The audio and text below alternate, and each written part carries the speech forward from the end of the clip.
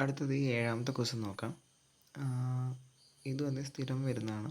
ഒരു സമാന്തര ശ്രേണിയുടെ n-ആം പദം തന്നിട്ടുണ്ട് 3n-4. അത് വെച്ച് പൊതുവ്യത്യാസം കാണണം, 10-ആം പദം കാണണം. എളുപ്പമാണ്, പെട്ടെന്ന് ആൻസർ ചെയ്യാം. n-ആം പദം 3n-4 അല്ലെങ്കിൽ xn എന്ന് എഴുതാറുണ്ട്. നമ്മൾ 10-ആം പദത്തിന് x10 എന്നൊക്കെ എഴുതുന്ന പോലെ. അപ്പോൾ ചോദിച്ചിട്ടുള്ളത് d എത്രയും ചോദിച്ചിട്ടുണ്ട്, അതുപോലെ 10-ആം പദം എത്രയും ചോദിച്ചിട്ടുണ്ട്. ഓക്കെ, ഇങ്ങനെ n-ആം പദം തന്നിട്ട് d കാണാനൊരു എളുപ്പ വഴിയുണ്ട്. d എന്ന് പറഞ്ഞു കഴിഞ്ഞാൽ n-ൻ്റെ ഗുണകം. ഓക്കെ, അതായത് ഈ n-ആം പദത്തിൽ n-ൻ്റെ കൂടെ ഏത് സംഖ്യയാണോ ഉള്ളത് അതായിരിക്കും d. അപ്പോൾ d എന്താണ്? 3. അത്രയേ ഉള്ളൂ. അപ്പോൾ വേറെ എക്സാമ്പിൾ കാണിച്ചു തരാം. ഇപ്പോൾ xn n-ആം പദം എന്ന് പറഞ്ഞിട്ട് 4n-2 ആണെന്ന് എഴുതാം. അവിടെ d എത്രയായിരിക്കും? 4 ആയിരിക്കും. ഇനി -4n-2 ആണെങ്കിൽ d എന്തായിരിക്കും? -4 ആയിരിക്കും. ഓക്കെ, ഇനി പോട്ടെ, 2 - 4n അങ്ങനെയാണെങ്കിലോ അപ്പോഴും d എന്താവും? -4 ആവും. ഓക്കെ, n-ൻ്റെ കൂടെയുള്ള സംഖ്യയാണ് d ആയിട്ട് വരിക. ഇനി x10 എന്ന് പറഞ്ഞു കഴിഞ്ഞാൽ നിങ്ങൾക്ക് തന്നിട്ടുള്ളത് xn ആണ്, 3n-4. ഇത് വെച്ചിട്ട് x10 കാണാൻ എളുപ്പമാണ്. നിങ്ങൾ ആ n ഉള്ളിടത്ത് 10 ഇട്ട് കൊടുത്താൽ മതി. അപ്പോൾ 3 × 10 - 4. 3 × 10 എന്ന് പറഞ്ഞു കഴിഞ്ഞാൽ 30 - 4.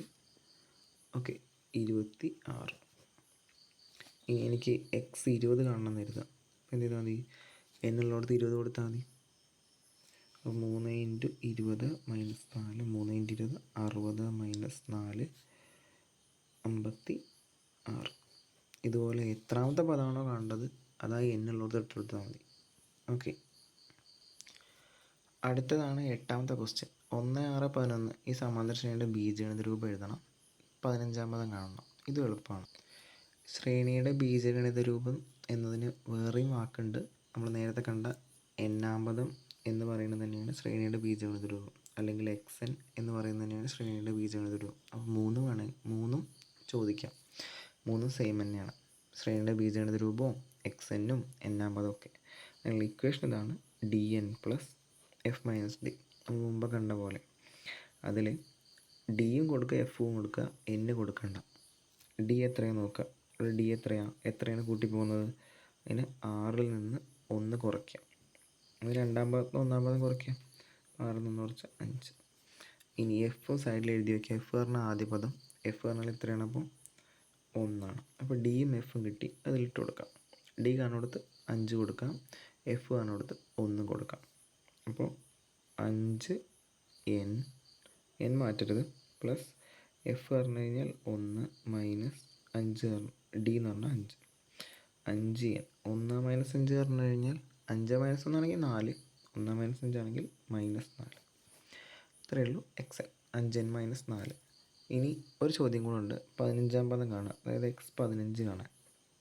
നമ്മൾ തൊട്ട് മുന്നത്തെ ക്വസ്റ്റ്യനിൽ കണ്ട പോലെ x20 കാണാൻ 20 ഇട്ട് കൊടുക്കുക, x10 കാണാൻ 10 ഇട്ട് കൊടുക്കുക. അപ്പോൾ x15 കാണാൻ ഇതിൽ 15 ഇട്ട് കൊടുക്കുക. 5 × 15 - 4.